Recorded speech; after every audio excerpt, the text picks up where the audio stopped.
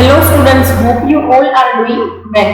See, previously આપણે તમારા unit 2 એનું ચેપ્ટર 4 એની અંદર કઈ કઈ વસ્તુ ડિસ્કસ કરી તો કે ભાઈ રિઝર્વ બેંક ઓફ ઇન્ડિયા એનો આપણે ઇન્ટ્રોડક્ટરી પાર્ટ જોયું તો કે એ લોકો કયા ફોર્મેટ ની અંદર વર્કઆઉટ કરે છે, બરાબર. અધર દેન ધેટ આપણે એ વસ્તુ જોઈતી કે ભાઈ એ લોકો કેવી રીતે જે છે એ ફંક્શન્સ પરફોર્મ કરે છે, જેની અંદર આપણે નોન મોનેટરી ફંક્શન જોયા હતા કે ભાઈ બેન્કર તરીકે વર્ક કરે, સ્મૂથ ફંક્શનિંગ માટે બેંક રેટ પોલિસીની અંદર એ લોકો કામકાજ કરે છે, બરાબર. પોલિસીસ બનાવવાની કે ભાઈ ક્રેડિટ કંટ્રોલનું કામ કરે છે. અધર દેન ધેટ મેઇન ફંક્શન્સ જોયેલા હતા કે ભાઈ ક્રેડિટ કંટ્રોલ, કરન્સી ઇસ્યુ કરવાનું, ઓપન માર્કેટની અંદર અથવા તો એક્સચેન્જની અંદર એ લોકોએ કામકાજ કરવાનું, આ વસ્તુ આપણે જોયેલી હતી. હવે સી એમાંનું તમને એક ફંક્શન જે છે એ મેઇન ફંક્શન તરીકે આપેલું છે જેનું નામ છે ક્રેડિટ કંટ્રોલ, બરાબર. જે આપણે ડિસ્કસ કરવાનું છે કમિંગ એટલે કે આ સેશનની અંદર, કમિંગ જે છે એ પોર્શનની અંદર. હવે સી એ ફંક્શનની અંદર તમે જોવા જાઓ, બરાબર, તો એની અંદર કરે છે શું તો કે આરબીઆઈ માર્કેટમાંથી લિક્વિડિટી લઈ લે છે. હવે લિક્વિડિટી લઈ લેવાથી પોઝિશન શું થાય છે એ વસ્તુની તો કે સિમ્પલી તમે જેટલું પણ ક્રેડિટ ક્રિએશન કર્યું હતું ને લોકોને લિક્વિડિટી હાથમાં આપી હતી એટલે કેવું તો કે લોકોને તમે પરચેસિંગ પાવર આપ્યો હતો. હવે તમે શું કરો છો તો કે પરચેસિંગ પાવર લઈ લ્યો છો. So that is known as the credit control, બરાબર. જે ક્રેડિટ ક્રિએશન એટલે લિક્વિડિટી ઇન્જેક્ટ કરવી માર્કેટમાં, એવી જ રીતે ક્રેડિટ કંટ્રોલ એટલે શું તો કે લિક્વિડિટી માર્કેટમાંથી લઈ લેવી, બરાબર. આ સિમ્પલ મેનરની અંદર જે છે એ વસ્તુઓ તમને આપેલી છે. Late us discuss credit control measure, બરાબર. જોઈએ ક્રેડિટ કંટ્રોલ મેઝરની અંદર કેવી રીતે લોકો કામકાજ કરે છે, બરાબર. સી આપણે છે ને ક્રેડિટ કંટ્રોલ માટેની જે છે એ બેનિફિટ્સ જોઈ લીધા હતા કે ભાઈ stability as well as economic growth, exchange rate, એની અંદર એ લોકો જે છે એ વર્કઆઉટ કરે છે આરબીઆઈ, બરાબર. અધર દેન ધેટ ગવર્મેન્ટને પણ જે કંઈ બી જરૂરિયાત હોય વસ્તુની, બરાબર, લાઈક ફોર એક્ઝામ્પલ કોઈ સ્કીમ માટે પૈસાની જરૂરિયાત છે, કોઈ વસ્તુ જે છે એને પ્રોવાઈડ કરવા માટે કોઈ ફેસિલિટી બનાવવી પડે એમ છે, ઇન્ફ્રાસ્ટ્રક્ચરલ ફેસિલિટી, તો એના માટે કામકાજ કરતું Reserve Bank of India. Fine.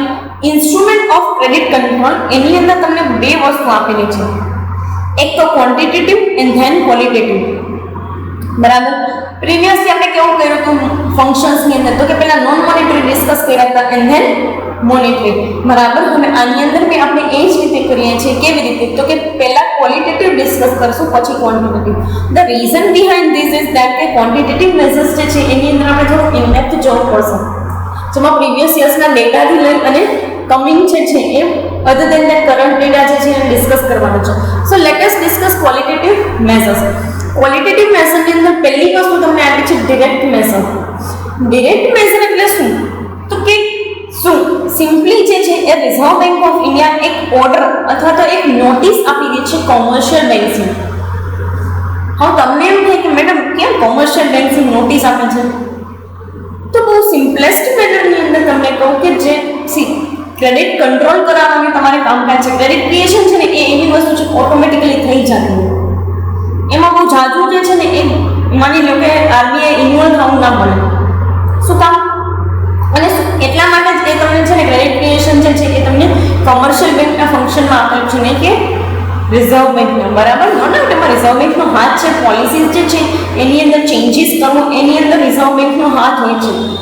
But the thing is that કે તમે આની અંદર એ લોકો શું કામ ખાલી ક્રેડિટ કંટ્રોલમાં આરબીઆઈને જ આવવા દીધું, તો બહુ સિમ્પલેસ્ટ મેનરની અંદર કહું કેમ કે ક્રેડિટ કંટ્રોલ કરવા માટે તમારે ઇફેક્ટિવ મેસર્સ જોઈએ, જ્યારે ક્રેડિટ ક્રિએશન માટે તમારે કોઈ પણ ઇફેક્ટિવ મેસર્સની જરૂરિયાત જ નથી. વાય શું?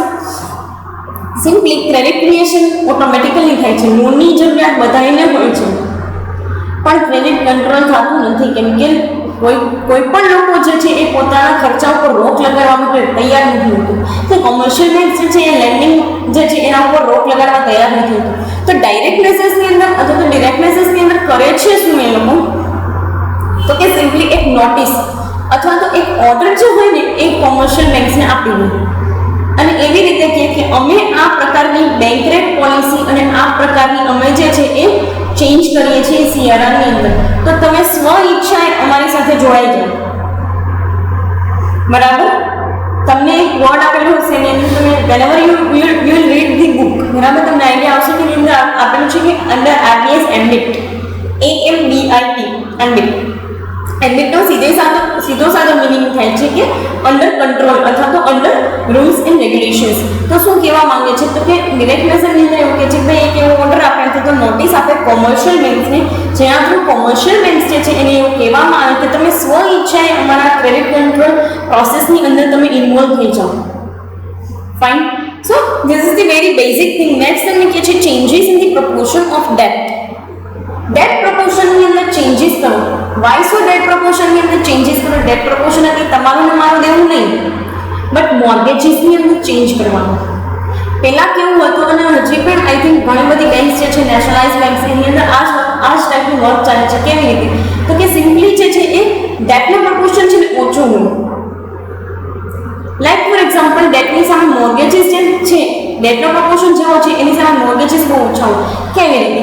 તમે 50 લાખની લોન તમારે જોતી હોય તો તમે 40 લાખ કોઈ જમીન મકાનના પેપર ઉપર એ લોકો તમારી લોન અપ્રૂવ કરી દે. તમે આવું પહેલાંથી બહુ ચાલતું આવે છે. Just to do credit creation. ખાલી ક્રેડિટ ક્રિએશન કરવા માટે એ લોકો આવી બધી વસ્તુઓ કરતા હોય છે. But the thing is that કે એ વસ્તુ ક્યારે ફ્રૂટફુલ મેનરની અંદર આપણને રિયલાઇઝ નથી થતી.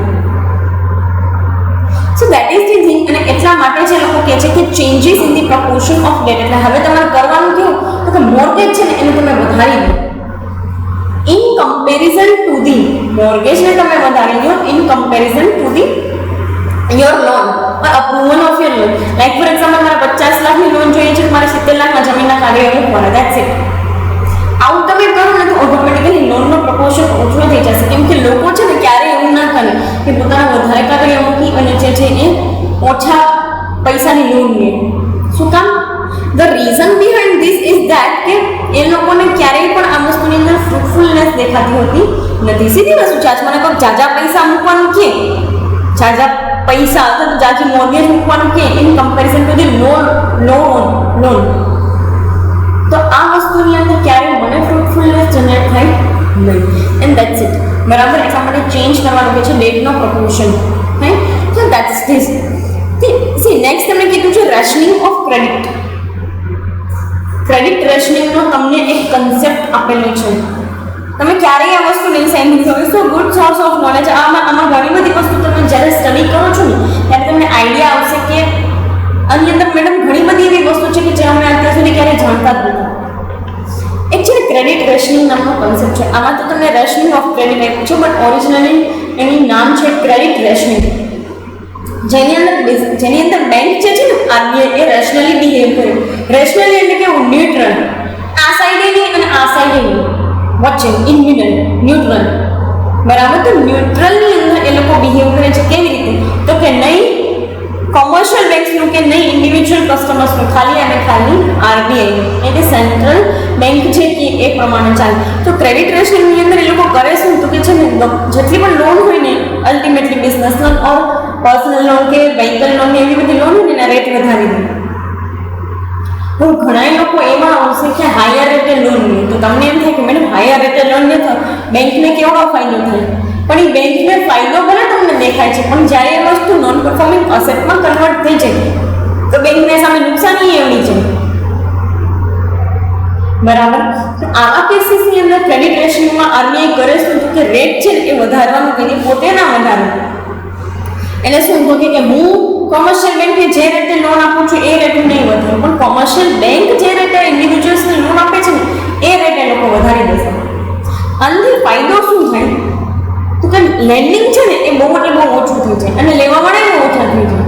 એ લોકો શું કરે તો કે પોતાની નીડ છે ને એને પોસ્ટપોન કરી દે અમુક ટાઈમ પીરિયડ માટે. કાંઈ વાંધો નહીં, આટલા બધા વ્યાજવાળી લોન થોડી લેવાય.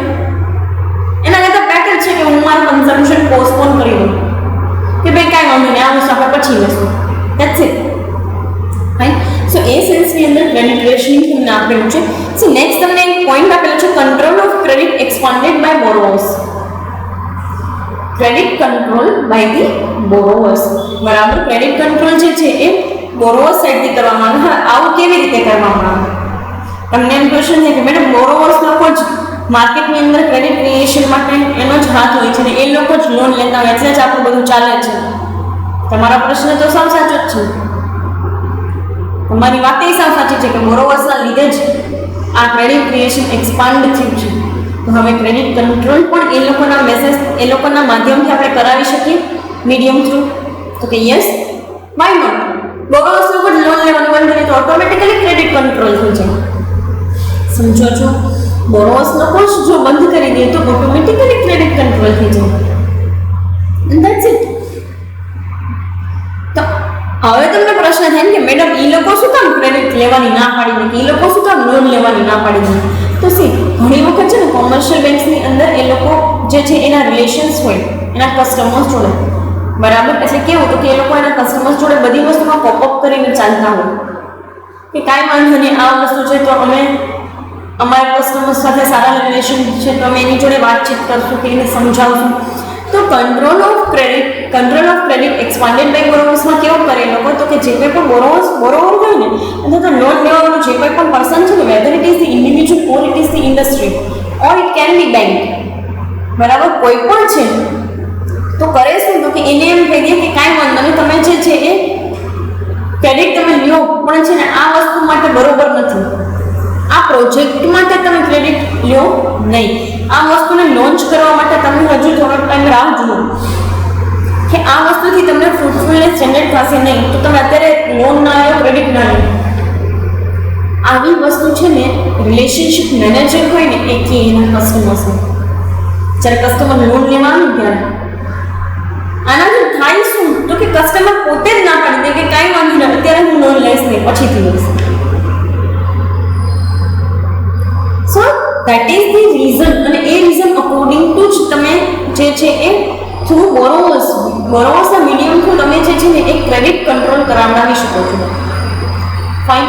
સો ધીસ ઇઝ ધી થિંગ, અને એના લીધે બહુ બધો બેનિફિટ પણ થાય. અને ઘણી વખત એવું નથી કે કોઈ કસ્ટમર્સ માને જ નહીં, ઘણી વખત કેટલા બધા કસ્ટમર્સ હોય ને એને તમે આવી રીતે કન્વર્ટ કરાવી શકો છો કે ભાઈ અત્યારે તમે ના લો લોન, પછી તમે જ્યારે એટ રાઈટ ટાઈમ તમારે જ્યારે પ્રોજેક્ટ લોન્ચ કરવાનો થાય ત્યારે તમે લો, it will be fruitful to you. Fine. So this is the thing. Next તમને કહે છે કે પબ્લિસિટી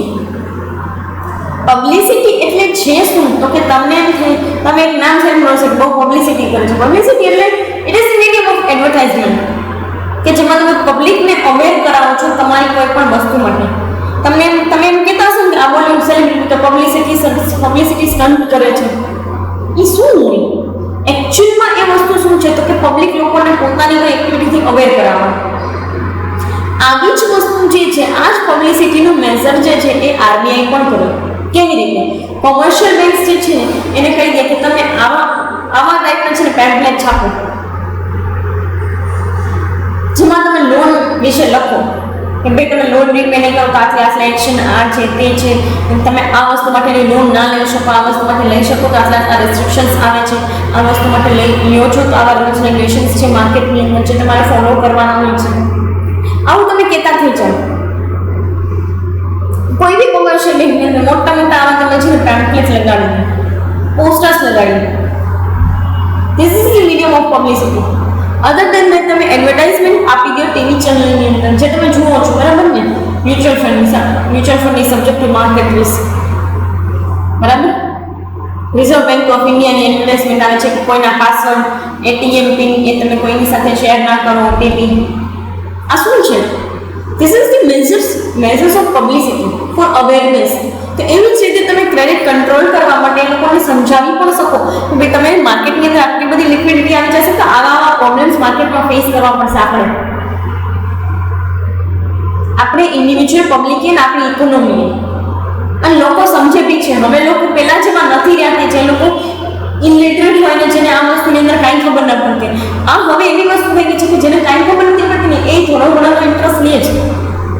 અને બેંક્સ બી એ રીતની જ અવેરનેસ ફેસિલિટી તમને આપે છે, અવેરનેસ પહોંચાડે છે તમારા સુધી કે જેથી કરીને તમને આઈડિયા આવી જાય. Fine. So this is the thing. So next તમને આપેલું છે લાયસન્સ. લાયસન્સનો સીધો સાદો મિનિંગ શું છે? તો જ્યારે બી ક્યારે આરબીઆઈની જરૂર પડે ને તો એ લોકો બહુ માઇલ્ડ વેથી બેંક સાથે છે ને મીટિંગ કરે.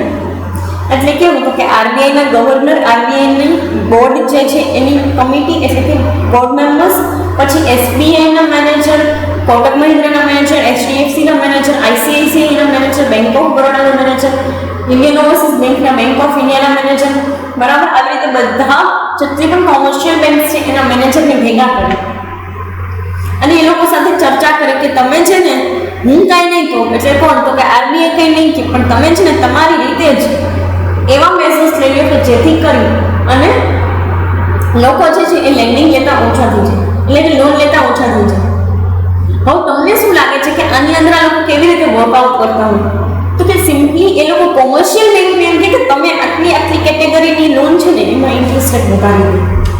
આરબીઆઈ પોતે ન વધારે તો કોમર્શિયલ બેંક્સને કહે કે તમે છે ને તમારી સાઈડથી જ આટલી લોન પર ઇન્ટરેસ્ટ રેટ વધારી દો, એટલે લોકો લોન નહીં લે.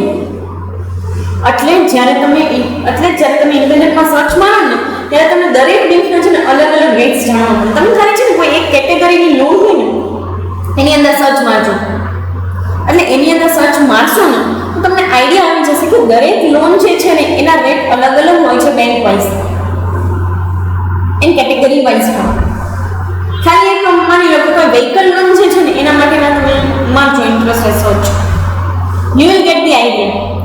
અને એ શું કામ હોય છે તો કે આ લાઇસન્સ પ્રોસેસ છે, જેમાં એ લોકો એવું કહેતા હોય છે અને બહુ માઇલ્ડ વેથી બેંકને એવું કહી દે છે કે તમે જો આ વસ્તુ તમે ક્રેડિટ કંટ્રોલ નહીં કરો તો મારે એક્શન્સ લેવા પડશે તમારા લોકો ઉપર, એટલે કે કોમર્શિયલ બેંક્સ ઉપર, બરાબર. જેથી કરીને કોમર્શિયલ બેંક્સ એવું કહી દે છે કે કાંઈ વાંધો નહીં અમે લેશું, હે.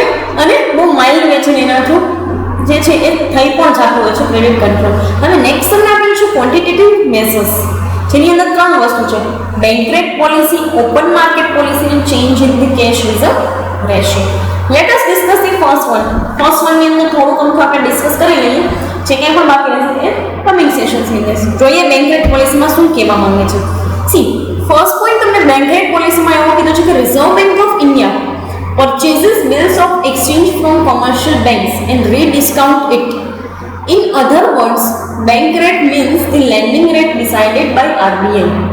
બરાબર.